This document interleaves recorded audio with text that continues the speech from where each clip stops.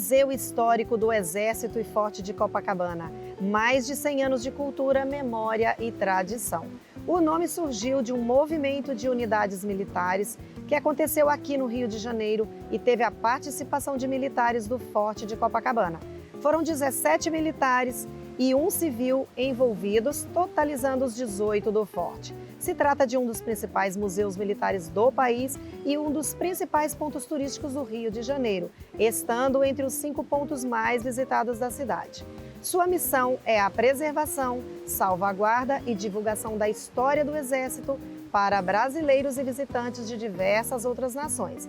Foi construído entre 1908 e 1914. Em sua visitação, os turistas viajam no tempo conhecendo a fortificação, sua estrutura e seus canhões, que a fizeram ser, em anos passados, a mais poderosa praça de guerra da América Latina. A visitação acontece de terça a domingo e feriados, das 10 às 18 horas. O ingresso deve ser adquirido diretamente na bilheteria do local, com pagamento somente em dinheiro. E o Café 18 do Forte será o palco da abertura da temporada do programa Brasil Cozinha no Rio de Janeiro.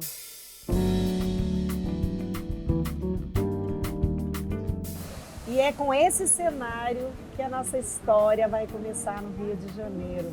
Isso mesmo. O Brasil Cozinha abriu a temporada aqui na cidade maravilhosa e Edu é o nosso convidado especial de hoje para poder contar uma história super inspiradora de... Primeiro, assim, que ele tem várias operações. A gente vai falar só de uma, mas depois eu sei que eu tenho pauta aí, pelo menos para alguns meses, né? Alguns. E é isso, gente. A gente está aqui no Café 18 do Forte, um local espetacular, uma experiência incrível. Então a gente vai começar a contar essa história dele, que eu tenho certeza que vocês vão adorar. Edu, obrigada por nos receber. Obrigado a você pela visita. Obrigada mesmo, eu tô adorando esse cenário, né? Ajuda, é inspirador. né? Ajuda bastante. Pois é, já temos bastante crédito com isso. Verdade. Me conta quem é o Edu. Então, difícil falar de nós mesmos, né? Mas assim, eu comecei lá atrás, né? E eu não comecei com cozinha, nem com gastronomia, nem com restaurante, né? Eu vim do subúrbio do Rio, né? Eu, minha mãe, meu pai.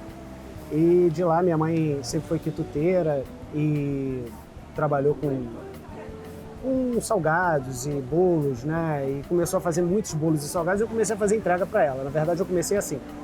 Depois eu comecei a me profissionalizar, entrei na faculdade, e aí fiz publicidade. E aí iniciei minha carreira na indústria farmacêutica.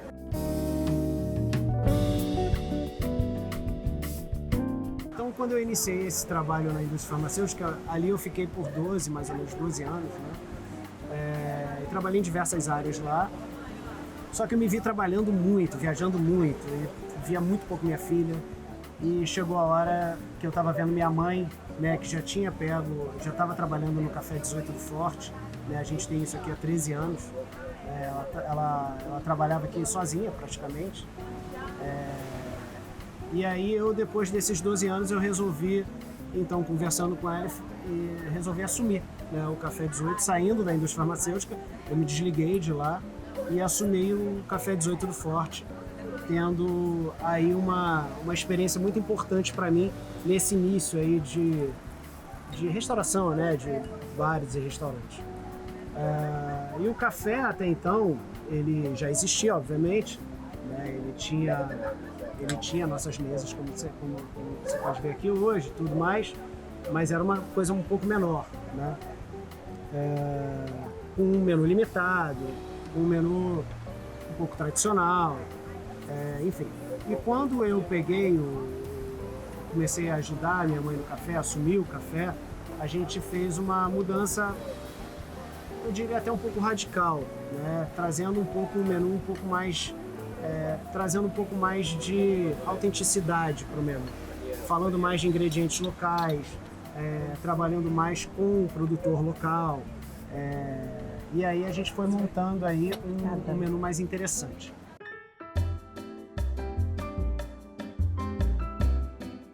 O que, por exemplo, quando eu resolvi sair da indústria farmacêutica e comuniquei ao meu diretor que eu iria sair, e o trabalho que ele fez de conseguir me reter, de tentar me reter, é o que eu faço todos os dias hoje nos meus restaurantes com os talentos que trabalham comigo.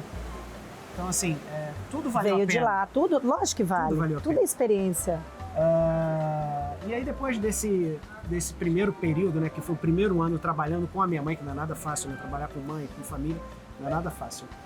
Mas foi mais um aprendizado para mim, porque eu tive noções administrativas, de RH, estoque, fornecedor, cliente. Compras, cliente.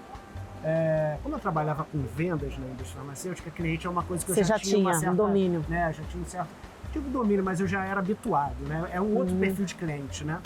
Mas enfim. Então, com isso, eu acabei ganhando bastante experiência nessa área, porque o Café 18 do Forte é um restaurante grande, né? Muito. Hoje nós temos aqui 140 lugares. São que gira o tempo todo. Colaboradores, gira o tempo todo, final de semana é uma loucura, isso aqui, feira de espera gigante. Então isso acabou fazendo com que eu ganhasse uma experiência talvez 2.0. E aí depois desse meu primeiro ano assumindo o café, eu resolvi olhar para o lado e falei, cara, eu acho que eu preciso construir o meu caminho também, né? E aí foi a época que eu abri o meu segundo estabelecimento, que é o Quartinho Bar, junto com o meu sócio, Jonas Azingar, que na verdade o Quartinho Bar é uma ideia dele, né? E ele é um cara que era um mixologista, que sacava muito de coquetelaria, só que não entendia nada de gastronomia. Eu já entendi um pouco de gastronomia, mas não entendia nada de mixologia, e a gente uniu as duas forças e fez o Quartinho. E aí depois vieram outros projetos. Mas hoje a gente está aqui para falar do Café do Forte.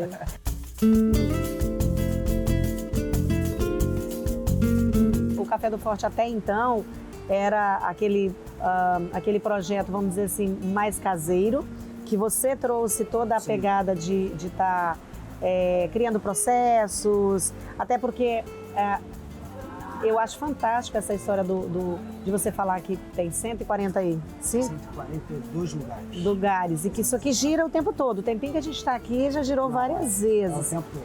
Agora, a sua estrutura de produção é pequena.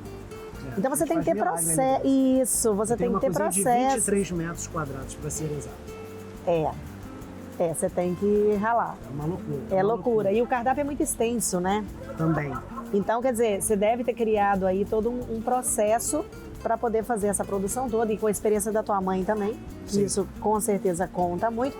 Mas pelo que eu entendi, você passou a meio que, como é que a gente poderia dizer? Trazer isso, o Café do Forte, para a coisa mais comercial, podemos dizer assim? Mais, sei lá, mais... Profissional, mais forte, né? Eu acho que talvez isso, porque quando estava só com a sua mãe era bem menorzinho. Sim, né? Era menor, atendia, obviamente, bem menos pessoas, e um menu um pouco... Tradicional. Tradicional. Tudo muito feito com muito carinho. Sim. Mas era aquela coisa a gente brinca aqui no meio o famoso quiche com salada, sabe? Sim. Aquela coisa de cafeterias menores, de esquina, tal. Então era uma coisa menos autoral.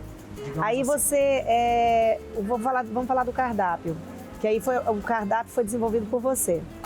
Sim. A ideia, você trabalha, na realidade você não tem um público, vamos dizer assim, aquele público que é exatamente do Rio de Janeiro. Tem, mas você recebe gente do mundo inteiro. Sim. Então são gostos diferentes, são pessoas diferentes com gostos diferentes. Sim. Você pensou nisso nesse momento? Sim, pensei. Porque assim, o café, como você mesmo disse, assim, a gente está dentro de um ponto turístico. O que é um grande desafio. Comercialmente é muito interessante, porque atrai muita gente. Né? Então assim, vem gente aqui que senta que não sabe não tem nem ideia do que é o Café 18 do Forte. Senta aqui para tomar um expresso, talvez. Ou senta aqui para comer alguma coisa, mas que veio por outros motivos. Pelas exposições, pelo museu, pelo lugar e tal. Pelo projeto arquitetônico que o Forte de Copacabana entrega também, por estar de frente para o mar. A gente está de frente para a praia mais famosa do planeta. Então, é lindo.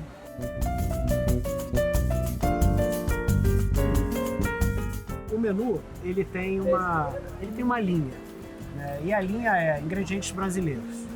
Criou o conceito de que tinha que ser brasileiro. Então, assim, ingredientes locais brasileiros.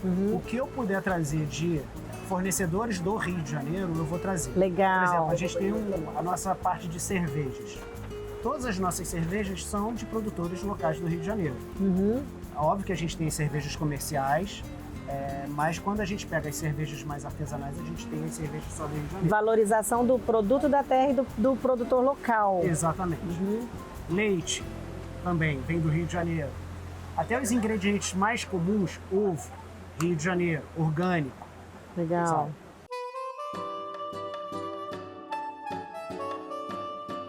Pois tem muitos pontos turísticos que você vai, aliás, eu diria que praticamente todos, não estou falando só do Rio, acho que Brasil geral. Mundial também, né? Mundial, que segue muito essa linha de servir coisa industrializada. Sim. Que já salgadinhos, que tem cliente, enfim. Né, vou vender o que é de melhor, né, de melhor margem. Então, e você mudar isso aqui é muito legal. Sim, é uma experiência. É a minha luta diária aqui. Na verdade, é a minha luta inversa. Aqui a gente cortou quase todas as multinacionais. O café já chegou a trabalhar com grandes marcas de café, grandes marcas de bebidas, né? E a gente foi... Nada contra, mas aqui o meu propósito aqui era outro, na verdade, né? Eu acho importante a indústria, né, seja qual ela for, sempre importante na cadeia.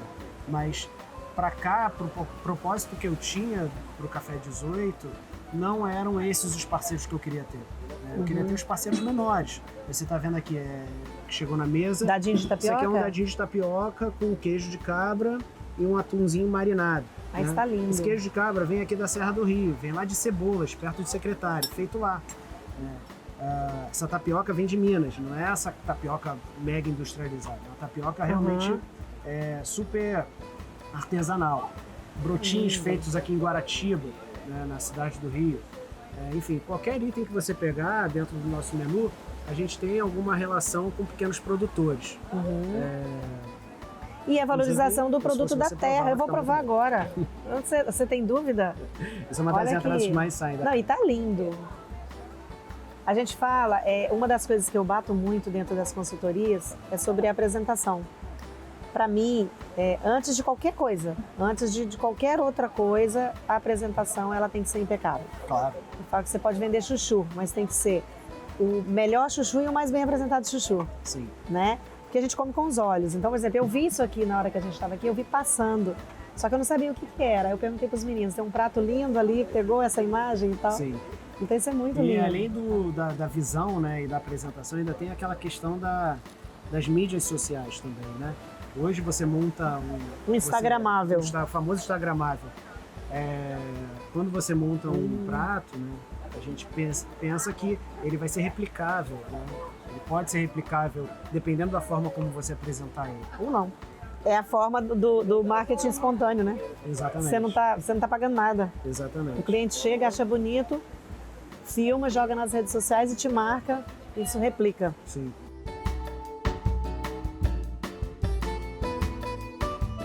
Hoje o café, ele acaba sendo um lugar de destino. As pessoas falam, vou no Forte Copacabana, mas vou lá no Café 18, tomar café ou almoçar. Mas isso provavelmente o pessoal que já veio sim. daqui do Rio mesmo. Sim. Ou seja, ele já criou, ele já conheceu a experiência e agora eu quero repetir. Sim. Então, ouviu falar. Isso. Ouviu falar. Então o Forte ficou num segundo plano. Sim. Agora o turista, aquele que vem, provavelmente a história de conhecer o Forte em si, o museu e tal, deve ser muito forte aqui. Claro, deve ser muito claro. Forte com forte. Forte com forte. Porque o Forte Copacabana acaba atraindo um público muito interessante, porque além do museu histórico, a vista que a gente tem aqui, o Campo de Marte ali em cima. História, né? Cultura. De Ipanema. O Forte também acaba atraindo também alguns outros projetos culturais para dentro dele mesmo. A gente está tendo agora uma exposição da Frida Kahlo. Isso é muito legal também. Então acaba sendo um passeio cultural, gastronômico, enfim. O Forte é um belo de um passeio para se fazer na cidade. É experiência.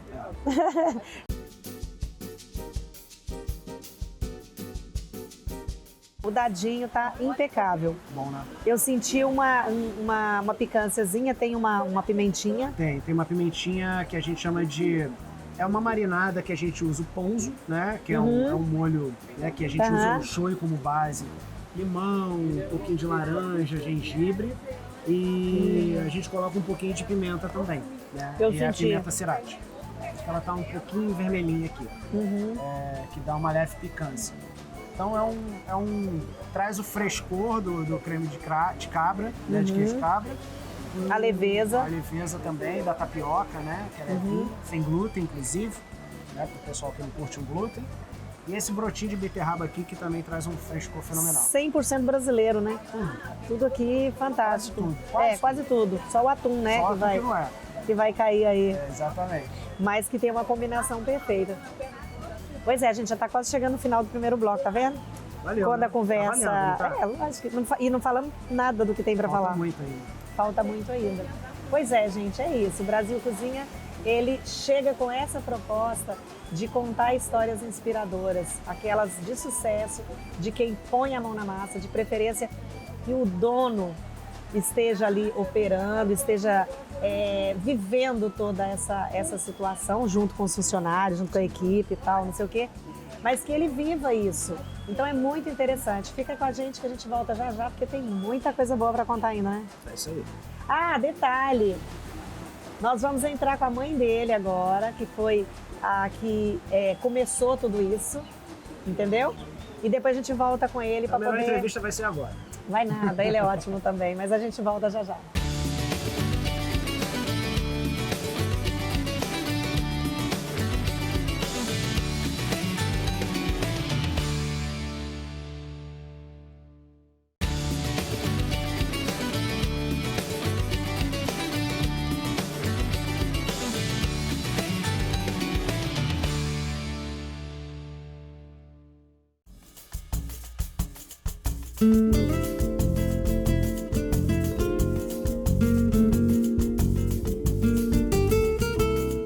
E olha que momento super gostoso dessa história. Eu acho que aqui vai render aí um bloco inteiro de muita informação, porque é uma história de superação e com sucesso enorme no final. E quem vai contar pra gente é a dona Terezinha, né? Ah, obrigada. Obrigada por nos receber aqui. Fiquei tão feliz. Tá, obrigada. Ela é a mãe do Edu, que estava com a gente no primeiro bloco e que vai voltar com a gente depois no terceiro bloco. Mas ela foi o início de tudo. Não só do Café do Forte aqui, mas principalmente desde a infância do Edu, né? Então ele começou a vivenciar essa história da gastronomia por causa dela, não é isso? Sim. Então me conta um pouquinho lá de trás, lá do início. Sim, eu comecei um momento difícil, né? De separação de marido. Aí eu comecei a fazer os salgadinhos, os doces. E todo mundo que ia na minha casa, no aniversário do Eduardo, gostava dos salgadinhos. E um dia uma amiga minha disse assim, por que tu não faz para fora?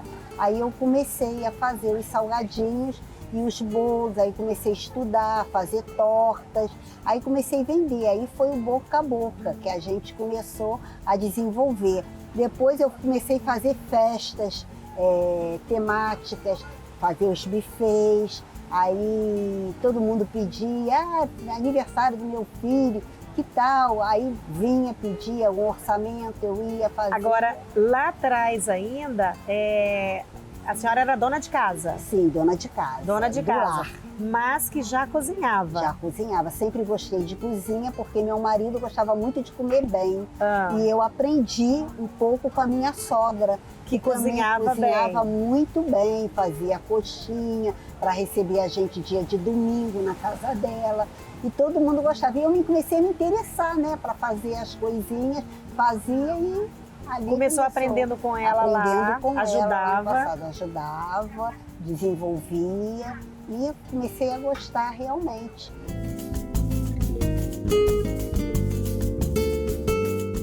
Dentro do empreendedorismo, isso que a senhora está contando para a gente encaixa em aproveitamento de oportunidades. E desde o início a senhora começou já a aproveitar as oportunidades que eram dadas, né? foi o caso da sua sogra, que já fazia uma comida muito gostosa, que você se interessou, mas nem sabia, nem imaginava que isso poderia vir a ser o sustento no futuro. Sim, Né? verdade. Então ela aprendeu a cozinhar ali, aproveitou tudo que a sogra já tinha que era muito bom, aprendeu e guardou isso numa caixinha. Verdade. Com a separação, enfim, pelo que eu entendi, se viu a necessidade de sobreviver de Sim. alguma coisa. É verdade. Né? Aí eu comecei a desenvolver pacotinhos de salgadinho. Primeiro para a festa do Edu. Primeiro, sempre na festa do Edu. Aí um dia, conversando com uma mãe, a de Lourdes, né? Ela falou assim para mim, puxa, Terezinha, você está passando por essa fase, por que tu não faz aquele salgadinho e começa a vender? Aí surgiu a oportunidade de eu chegar no mês de Carnaval, né, que as pessoas gostavam de ficar em casa, ver o desfile da escola de samba, e eu comecei a vender os pacotinhos de salgadinho congelado. E ali iniciei a minha nova jornada, né? A gente está falando de quantos anos atrás? Isso O Edu era aí, criança. O Dudu era. Hoje ele é deve ter velho pra caramba, tá difícil, né? uns 25 anos atrás. 25, 30 anos. Então o Edu cresceu nesse movimento, né? De fazer tudo assim com muita dificuldade, Aham. né? Que eu fazia. Tinha muita encomenda e eu precisava até de um carrinho. Aí ele aprendeu a dirigir, compramos uma Unozinho e ele fazia minhas entregas. Que legal. Reclamava um pouquinho, mas ia e fazia minhas entregas, né? E ali a gente começou e ele via o esforço de todo o trabalho, desenvolver, e ele gostava, né, de ver aquilo tudo, né? Aí assim eu comecei.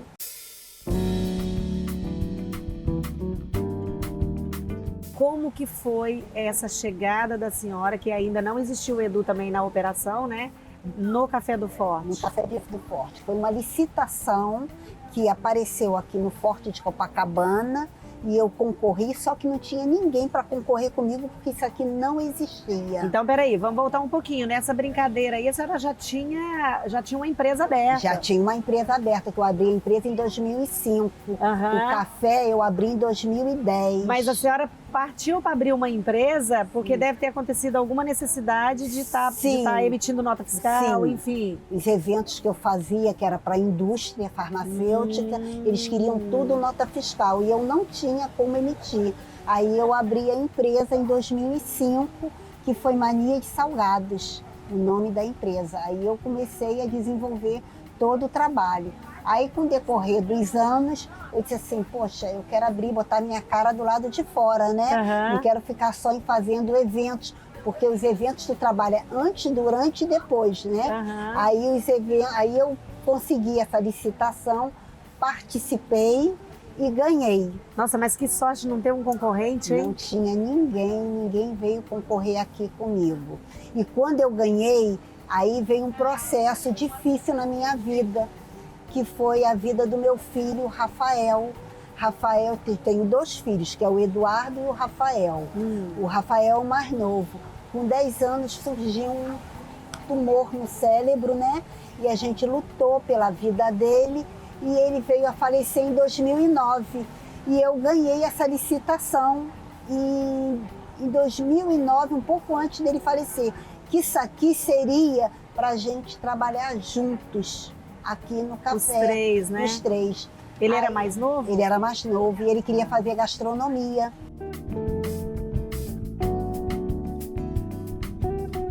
Aí, quando ele veio a falecer em 2009, eu fiquei triste, aí eu não quis mais. Aí o Eduardo falou assim, mãe, agora é o momento que você mais precisa. Abre lá o café, vai lá conversar com o comandante. Nisso, o comandante me ligou e falou assim, dona Terezinha, a sua licitação aqui está parada.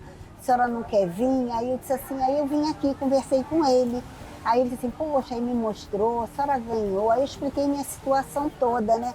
Aí ele disse assim, agora que é o momento. Aí eu comecei, ele conseguiu um sócio para abrir junto comigo o café.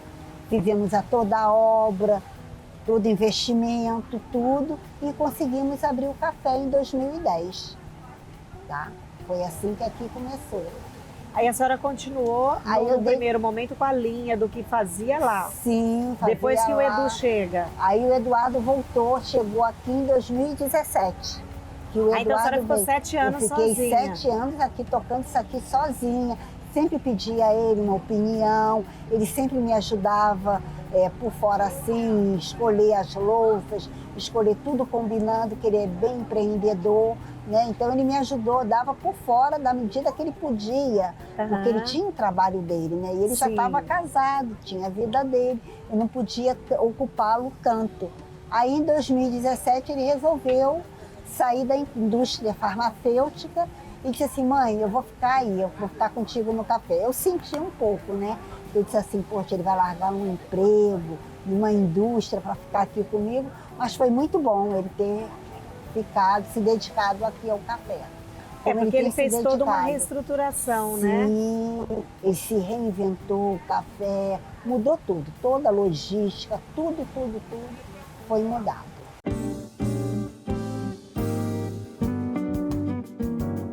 Agora vamos contar para as pessoas sobre essa transição. Olha que lindo! Nossa, tá lindo. Esse aí é o nosso arroz de polvo. Nossa, maravilhoso, hein? É um arroz com polvo. Eu adoro polvo, ele vem em blocos, olha. Ele vem uma linguicinha. Nossa, tá fantástico. Esses meus câmeras pegam aqui, tá lindo, né, gente? Sim. Olha. Ele é bem suculento. Lindo. Caldoso mesmo, né? Eu já vou provar. Sim. Mas então, a gente está falando de 2 épocas muito diferentes, né? Que é a época que a senhora fazia uma coisa muito caseira, aquela coisa bem caseira mesmo, sem estrutura, meio que sozinha. E aí traz isso para um empreendedorismo maior. Né? Como que foi essa transição? Eu não diria nem depois que o Eduardo chegou, até antes mesmo. Porque aí a senhora passa a ter uma cozinha, a ter que ter funcionário. E óbvio que o movimento naquela época não tem nada a ver com o que se tem hoje. Sim. Mas aquela época eu entendo que já era muito grande para a senhora. Sim. Já era uma coisa que mudou, né? Que saiu da cozinha de casa e totalmente. Tal. Conta um pouquinho sobre isso. Então, mudou totalmente o ritmo, né, de vida que eu tinha, que eu era lá do subúrbio do Rio, de Olaria, né? E vim para uma cidade maior, né, que é Copacabana, de frente para o mar, com um público totalmente diferente, a lidar com funcionários. Quando eu comecei com 6 funcionários. Hoje eu estou com 34 funcionários, todos registrados, tá? O número de mesas aumentaram. Então foi um processo, né? O dia a dia, o cotidiano, a gente trabalhando junto, eu ali com toda a equipe. Mas naquela época a senhora abraçou tudo sozinha? Sozinha. Financeiro, compras, funcionário? Sim. Eu tive uma excelente contadora, tá? Que me ajudou muito, tá? Tinha mês que era muito difícil até para honrar os compromissos, que eu não tinha uma clientela, tá? Estava começando e todo mundo quando vinha aqui, vinha para Colombo, né? Que é o cartão postal aqui do Forte Copacabana, é Colombo. Então a gente foi começando gradativamente, sabe? Cada dia, sabe? Construindo, fazendo melhor. Aí quando o cliente chegava aqui, dizia assim, puxa, eu não sabia nem que isso aqui existia, aqui é tão bom. Aí a gente ficava, né, maravilhada, né, em atender o público, todo mundo. Aí foi assim que nós começamos.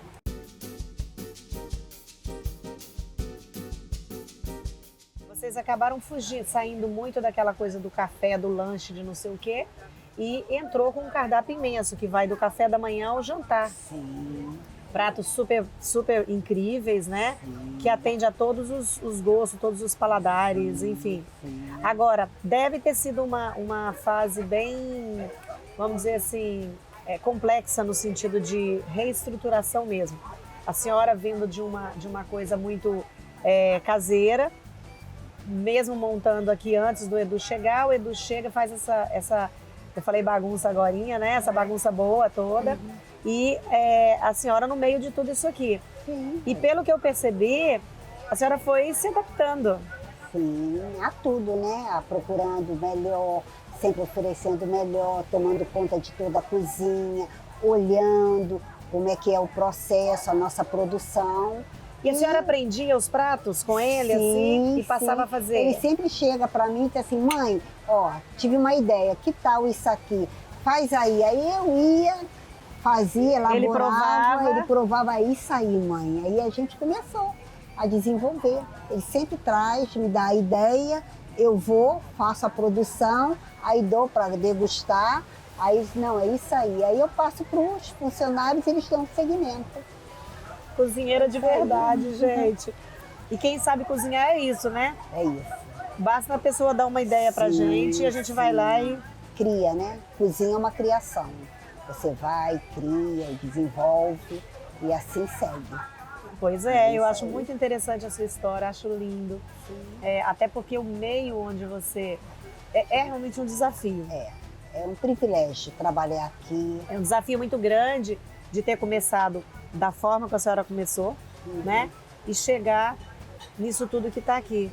Esse horizonte maravilhoso. Esse horizonte maravilhoso, esse público maravilhoso, os pratos maravilhosos, ganhando prêmio.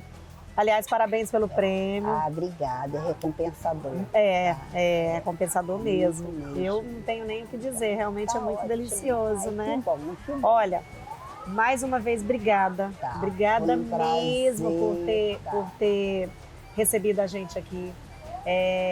Eu costumo dizer a todo momento que o meu programa é isso. É a gente fugir daquela coisa dos programas que são muito de receitinha, aquela coisa muito bonitinha, e trazer para o público, quem está nos assistindo, e é o Brasil inteiro, fica disponível em inúmeros canais fechados também, ou seja, as pessoas assistem muito o programa.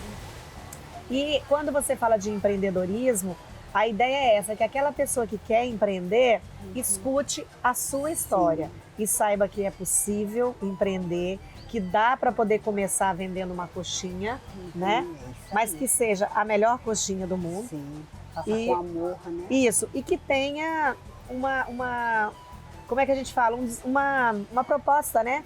Do tipo, eu quero vender além de coxinha. Sim, E aproveitar as oportunidades, aproveitar tudo que às vezes aparece e a gente às vezes não enxerga, né? É verdade. E passa pela gente assim e não enxerga. E que pode sim ser sucesso, não é? É isso aí. Dá um recadinho para quem quer empreender. O que seria a dica da senhora? A minha dica é que trabalhe com amor, né? Que o amor está acima de tudo e goste daquilo que faz. Como eu gosto daquilo que eu faço. Então, tudo volta, né? Quando a gente dá, a gente recebe. E essa é a minha dica. E ela dá amor para todo mundo em forma de comida. É isso. É isso aí. Obrigada. Tchau, nada.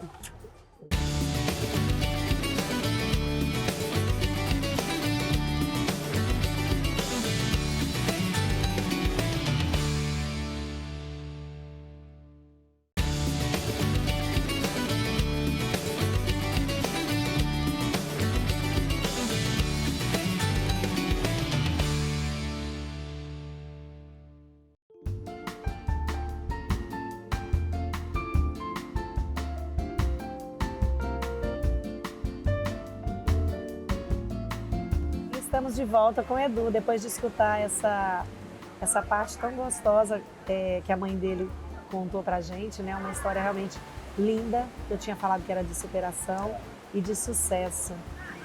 Muito lindo, Edu. Muito, né? Muito lindo mesmo. Terezinha é braba. E as pessoas não sabem disso, né? Do que a gente passa até chegar no sucesso, né? Galera... Acha que tudo é fácil, glamour. A galera não vê o corre. O corre foi longo. Principalmente para ela, assim. Foi muito difícil, mas valeu muito a pena, né? Eu tenho certeza que valeu. E o que a gente discutiu muito lá é que ela vem de um outro tempo, de uma outra pegada, e aí você chega com essa pegada super criativa, moderna, e ela se encaixa muito bem.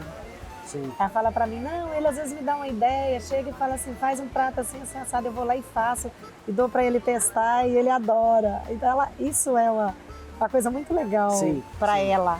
Né? Minha mãe ela tem um potencial gastronômico. Minha mãe nunca fez curso. Agora ela até tem feito alguns cursos mais profissionais, assim. Mas assim, minha mãe ela tem uma capacidade Criação. Além de criação, ela tem a capacidade de percepção. Minha mãe, ela prova um prato, pode ser a complexidade que for. Ela diz quais os temperos que tem ali e, na maioria das vezes, ela acerta. É impressionante. E temperos difíceis. Tá? Então, assim, ela tem um potencial muito impressionante, assim. E eu gosto de instigar ela, sabe? Eu gosto. Tá certo. Quando eu vejo ela muito ali com a barriga no balcão, que a gente fala, né? Aquele ditado português, né? Que tá sempre com a barriga no balcão, eu falo, mãe, sai um pouco aí do balcão, vamos criar, vamos. Aí eu tiro ela, levo ela para lugares interessantes. E aí ela abre um pouco a cabeça, cara, é batata, assim, eu pego ela, levo para um lugar que tenha alguma curadoria interessante gastronômica, ela pega aquilo, ela multiplica por 1000, assim, e traz para o café. Faz muito melhor, né? Muito melhor. E eu não digo nem de repetir a receita do outro, sabe? De pegar aquela referência e pegar aquela referência e contribuir com algo ainda mais interessante e fazer um prato... Porque, no fundo, aquele papo de que tudo se copia, na verdade, assim, o ser humano ele é fruto de referência. Com certeza. Como dizia, né, a roda, a gente não criou a roda estava na natureza, né? A gente só achou ela e deu uma esculpidazinha. Então, assim, tudo pode ser uma recriar, referência. É você botar a sua essência, né? Exatamente. Que no caso dela, ela faz isso aqui, ela tem feito isso, Sim. né? Agora ela tem um apelo muito forte pro doce, né? Pra sobremesa. Minha mãe com doce, eu não conheço ninguém que consiga fazer. A gente não conversou sobre isso, olha que engraçado. Então você vai ver. Quando você acabar aqui essa entrevista, ela vai te mandar umas coisinhas para você provar, você vai entender o que eu tô falando.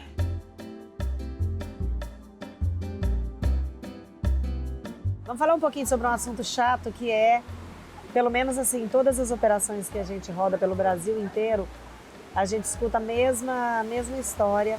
E aqui no Rio eu tenho escutado demais, que me pareceu que é até mais complexo do que em Brasília, que é o local que eu tô, que é a questão da mão de obra. Sim. Né? Da falta de mão de obra, da falta de capacitação, enfim. E você com todas essas operações, aqui você está com 35 colaboradores. E se for somar todo mundo da sua rede, são uns mais 200? ou menos quase 200, uns 190 por aí. Uhum. Como que você controla isso hoje? Você tem um recursos humanos? O que você adota para poder conseguir ter menos problemas, vamos dizer assim? Tem, assim, na prática, os meus estabelecimentos, por eu ter um grupo societário que é diferente em cada restaurante, tudo meu é descentralizado. Eu adoraria que tudo fosse centralizado. Mas o meu escritório de RH, sim, ele é centralizado. Então, ele que cuida de toda a parte tributária e documental sobre os funcionários de todos os restaurantes. É um único escritório que cuida. Mas a seleção também? Não, a seleção é nossa. Cada casa tem o seu gestor, que tem um bom tato com o RH, e ele acaba fazendo essas seleções e cargos que eu diria assim um pouco mais de liderança ou de criação, eu participo de todos eles no processo seletivo, né? Cargos que são focados mais no operacional, eu deixo a critério dos meus gestores.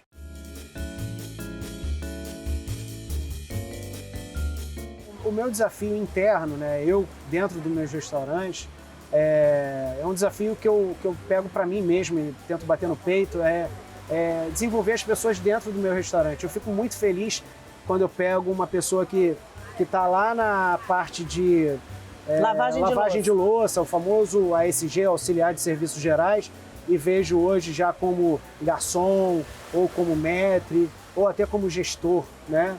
Eu tenho um caso aqui, né, começou no café, ela era auxiliar de bar, né? Começou como auxiliar de bar e hoje não, já há 4 anos ela é a minha gestora do meu outro estabelecimento lá em Botafogo, o Quartinho. E é um caso que eu fico muito orgulhoso de ver, né? Assim, pessoas crescendo dentro do seu ambiente. Porque hoje o grande desafio é você reter grandes talentos. Essa é a grande realidade. E como é que a gente faz isso? Não é só sobre salário, não é sobre só pagar bem, é você oferecer um bom salário indireto, né? por exemplo, todas as minhas casas, quase todas, não todas ainda, mas todas em breve, a gente oferece plano de saúde comparticipado, um bom plano de saúde. Apesar disso ser dever do Estado, a gente acredita que entregando esse benefício, o nosso colaborador ele vai ter uma qualidade de vida melhor, né? E por consequência é bom para vocês também, né? Sim, é bom para gente. Se ele pra tem um plano de saúde, ele vai se cuidar mais e tal. Exatamente, ele vai ter as suas consultas em dia. Ele não só vai no médico quando tiver alguma emergência. Porque é isso que acontece quando você está sem plano de saúde. Você só vai quando acontece alguma coisa grave. Né? E quando você tem um plano de saúde, você se cuida mais. Você marca as suas consultas de rotina e você tem uma qualidade de vida melhor. Então isso acaba sendo um benefício que eu tenho muito orgulho de quase todos os meus restaurantes terem e em breve todos terão.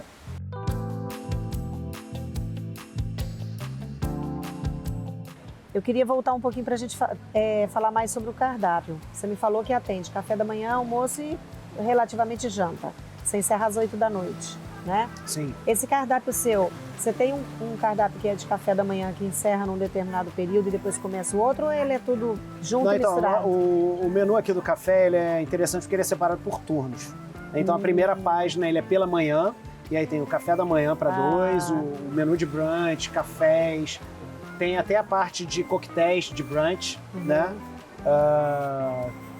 E depois entra E depois o tem almoço? pela tarde, que é a segunda página. E aí tá inserido ali as entradas, os sanduíches, hambúrgueres, os principais e sobremesa. E como é que a gente divide isso? Pela manhã é de 10 a 1 hora da tarde e pela tarde é de meio-dia às 19 horas, que é o encerramento da cozinha. O café ele fecha às 20, mas a cozinha encerra às 19. Então eu poderia dizer que o café ele tem o café da manhã, brunch, a gente tem o almoço e o fim de tarde. Que é a pegada de café mesmo. Café, uma geleia, um croissant, não sei o quê, nananã. Sim, a parte da tarde, o fim de tarde que a gente chama, ele tem a galera que vem para o café da tarde, né, digamos assim, que é o mesmo menu do da manhã, porém também vem a galera que quer comer as entradas e tomar um vinho branco. Tipo ou happy um hour. espumante. Sim, uma coisa bem beira-mar, assim. Né? Então a gente tem esses dois perfis de públicos que acabam permeando aqui pelo Café 18. Assim, é muito interessante isso. É muito interessante. É muito engraçado, inclusive. Eu acho que as velhinhas, assim, a galera um pouco mais sênior, assim, vai mais pro café da manhã. Eita, que é isso? Opa, falando em brunch. Que lindo! Falando em brunch, esse aqui é o Califa. Nossa, isso tá lindo. É uma fatia de pão sourdough, né? Tostadinha. Aí a gente tem aqui um creme de abacate, um creme de avocado, um salmão levemente curado. E um ovo perfeito. Um ovinho pochezinho para finalizar. Ele é todo Nossa, seu. isso tá lindo, meu Deus do céu. Gente, eu já comi um arroz de polvo. Mas dá uma beliscadinha. Olha. Esse é um dos brunches que mais saem da casa. Olha que lindo isso, gente. Nossa, tá lindo. Esse tá o tempo todo? Não, esse tá pela manhã, né? Então ele tá de 10 a 1 hora da tarde, só que ele volta às 16 horas. E aí vai até o fechamento. É como se fosse um happy hour mesmo. Exatamente. Né? Pra pegar esse pessoal que tá vindo à noite. Ele fica pela manhã e pela tarde. A gente faz isso, é por um motivo muito específico. A gente tem um espaço muito limitado no café, né? Digo, um espaço físico lá dentro, né? A gente tem uma cozinha, como eu te falei, 23 metros quadrados. Eu vi. Então, se eu oferecer tudo o tempo todo, eu fico uma loucura ali dentro. Ó, pega isso aqui, ó. Vamos ver se essa geminha aí tá no ponto, hein? Ó. Tá no ponto. Ponto perfeito. E o Forte fecha às 8 da noite? Fecha às 8. Ah, tá. Então, assim, você não tem muito aquele público do jantar. Não tenho. Infelizmente, eu não tenho. Seria um charme, né? Um jantar. Nossa Senhora. Mas, infelizmente... Não tem jeito? Não existe? De vez em quando eu vou lá, no comando lá, choro minhas pitangas, falo, pô, seria legal ter um jantarzinho aqui, comandante. Mas ainda não, mas quem sabe lá na frente a gente consiga ter aí o terceiro turno aqui no café.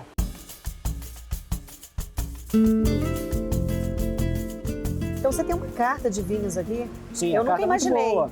Ela é pequena, né? Uma carta de vinhos Mais enxuta? bem enxuta, mas ela é pautada em pequenos produtores e boa parte deles são de vinhos naturais e orgânicos.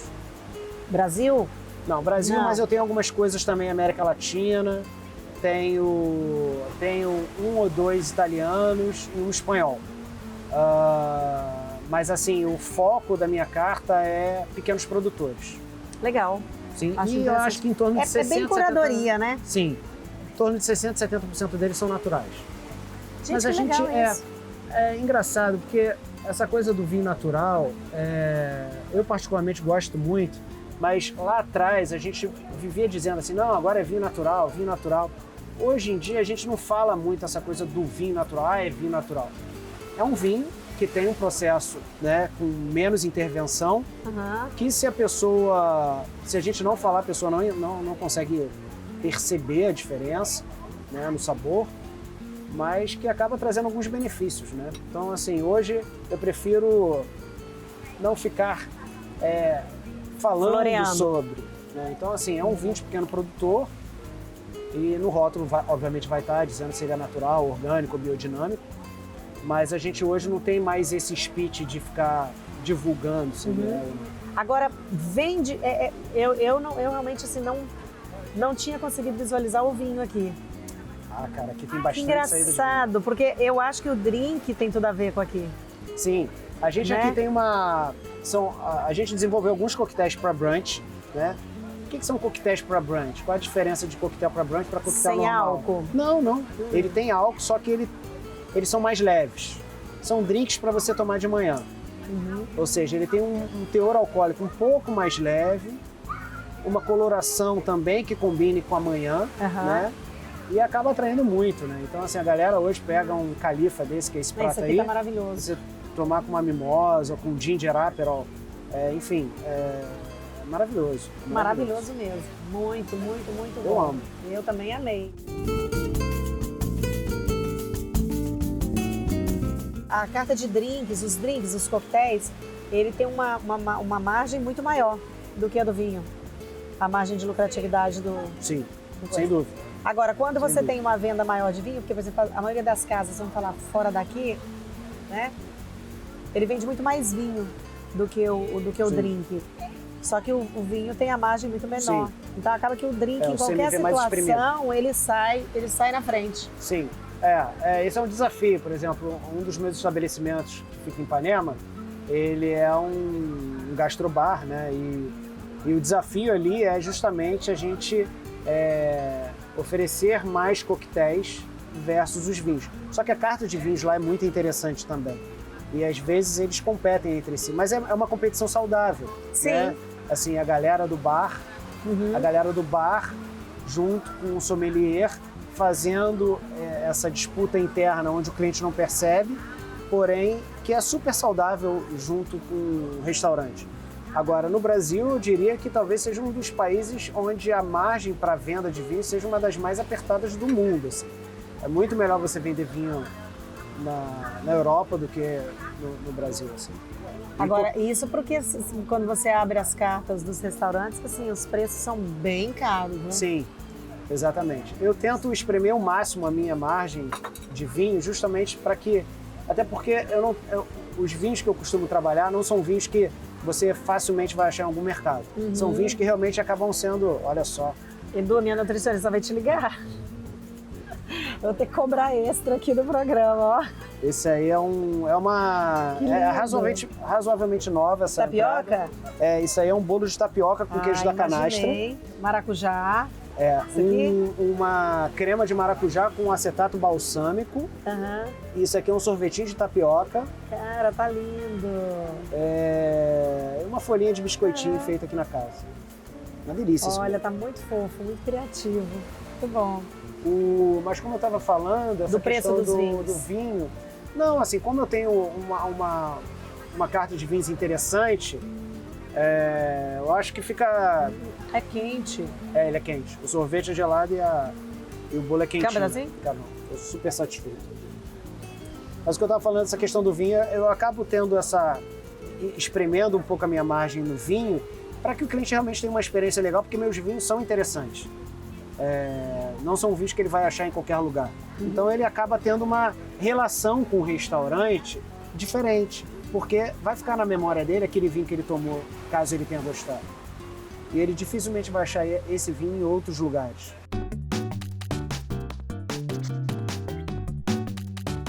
Obrigada por ter me deixado entrar aqui nesse cantinho de vocês, esse cantão, aliás. Então, Saber um pouco dessa história que é realmente maravilhosa e que eu tenho certeza que vai inspirar muita gente que está nos fico assistindo. feliz. Obrigada fico feliz. mesmo. E é isso aí, gente. O Brasil Obrigado. Cozinha está encerrando. Vai ao ar toda terça-feira e eu convido vocês a estarem com a gente assistindo no canal Empreender, porque realmente assistir já é um bom negócio, não é isso? É isso.